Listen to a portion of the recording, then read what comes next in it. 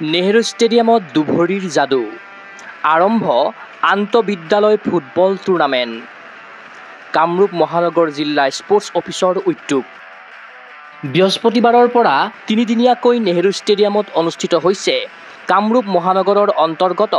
আন্তঃবিদ্যালয় football tournament Kamrup মহানগৰ জিলা sports অফিচৰ উদ্যোগত অনুষ্ঠিত প্ৰতিযোগিতাখনত 15 অনুৰ্ধ আৰু 17 অনুৰ্ধ ফুটবলাৰে নেহেৰু ষ্টেডিয়ামত দেখুৱাইছে দুভৰিৰ যাদু 15 অনুৰ্ধৰ ল'ৰাৰ শাখাত 10টাকৈ দলে অংশগ্ৰহণ কৰাৰ বিপৰীতে 17 অনুৰ্ধৰ ল'ৰাৰ শাখাত 18টা আৰু 17 অনুৰ্ধ ছোৱালী শাখাত অংশগ্ৰহণ কৰিছে 6টাকৈ স্কুল পৰ্যায়ৰ ফুটবল দলে প্ৰতিযোগিতাৰ প্ৰথম দিনা 17 অনুৰ্ধ ছোৱালী আৰু 15 অনুৰ্ধ ল'ৰাৰ শাখাৰ মেচ অনুষ্ঠিত হ'ল ইয়াৰ বিপৰীতে প্ৰতিযোগিতাৰ দ্বিতীয় দিনা শুক্ৰবাৰে অনুষ্ঠিত হ'ব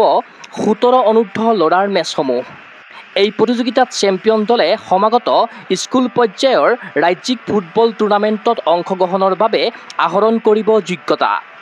প্ৰতিযোগিতাৰ উদ্বোধনী অনুষ্ঠানত উপস্থিত থাকিল সহকাৰী ক্ৰীড়া সঞ্চালক নৱজ্যোতি বসুমতাৰী জ্যেষ্ঠ ফুটবল প্ৰশিক্ষক বিধান দাস কামৰূপ মেট্ৰৰ জিলা ক্ৰীড়া বিষয়া বন্দিতা গগৈ কামৰূপ জিলাৰ ক্ৰীড়া বিষয়াৰ উদ্যোগত কামৰূপ জিলাৰ আন্তঃবিদ্যালয় স্কুল ফুটবল প্ৰতিযোগিতা 15 বছৰ অনুৰ্ধ আৰু 15 বছৰ অনুৰ্ধ ল'ৰা আৰু 17 বছৰ অনুৰ্ধ ল'ৰা আৰু ছোৱালীৰ কম্পিটিশ্যনসমূহ আজিৰ পৰা আৰম্ভ হৈছে তিনিদিনীয়া কাৰ্যসূচীৰে আৰু কামৰূপ মহানগৰৰ বিদ্যালয়সমূহৰ পৰা আমি যিটো 15 বছৰ অনুৰ্ধ ল'ৰাৰ আমাৰ 10টা টিমে অংশগ্ৰহণ কৰিছে আৰু 17 বছৰ অনুৰ্ধ ছোৱালীৰ আমাৰ 6টা দলে অংশগ্ৰহণ কৰিছে আৰু যিটো 17 বছৰ অনুৰ্ধ ল'ৰাৰ সেইটো আমাৰ টোটেল 18টা দলে অংশগ্ৰহণ কৰিছে আজি আমাৰ 17 বছৰ ছোৱালীৰ শাখা আৰু 15 বছৰ ল'ৰাৰ শাখা আজি কম্পিটিশ্যনসমূহ আমি আৰম্ভ কৰিছোঁ দুইটা শাখাৰে আৰু 17 বছৰ ল'ৰাৰ শাখাসমূহ অহাকালিৰ পৰা আৰম্ভ হ'ব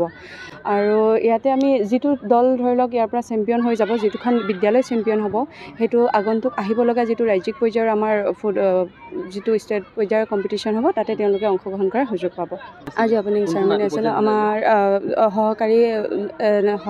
হেৰিয়ৰ সঞ্চালক আমাৰ ক্ৰীড়া আৰু যুৱ কল্যাণ বিভাগৰ নৱ বসুমতাৰী ছাৰ আমাৰ লাইজন অফিচাৰ বিধান দাস ছাৰ তেওঁলোক আছিল আমাৰ চিকিৎসক আছে বিশিষ্ট চিকিৎসক তেওঁলোক সকলো উপস্থিত আছে স্কুল পৰ্যায়ৰ ফুটবল টুৰ্ণামেণ্ট প্ৰত্যক্ষ কৰি আনন্দিত ফুটবল প্ৰশিক্ষক বিধান দাস লগতে প্ৰতিযোগিতাৰ আয়োজক কামৰূপ মহানগৰ জিলা স্পৰ্টছ অফিচক শলাগিলে তেওঁ নাই ভাল লাগিছে এৰেঞ্জমেণ্টটো ভাল কৰিছে আৰু তাৰমানে এইবাৰ ষ্টেণ্ডাৰ্ডটোও ভাল পাইছোঁ টিমবোৰৰ ষ্টেণ্ডাৰ্ড ভাল হৈছে আৰু ফিল্ডটো ভাল পাইছে সিহঁতে খেলিও ভাল পাব তো আশা কৰোঁ এইবাৰ গুৱাহাটীৰ যিবিলাক টিম ওলাব সেইবিলাকে আল্টিমেট ছুপাৰৰ কাৰণে কোৱালিফাই হ'ব বুলি আশা কৰিছোঁ ক্ৰীড়া অনুৰাগীৰ আশা সাফল্যমণ্ডিত হওক কামৰূপ মহানগৰ জিলাৰ অন্তৰ্গত আন্তঃবিদ্যালয় ফুটবল টুৰ্ণামেণ্ট সমাগত ৰাজ্যিক ফুটবল টুৰ্ণামেণ্টলৈ নিৰ্বাচিত হওক যোগ্য ফুটবল দল চিন্ময় বৰাৰ প্ৰতিবেদন গগো স্পৰ্টছ এনে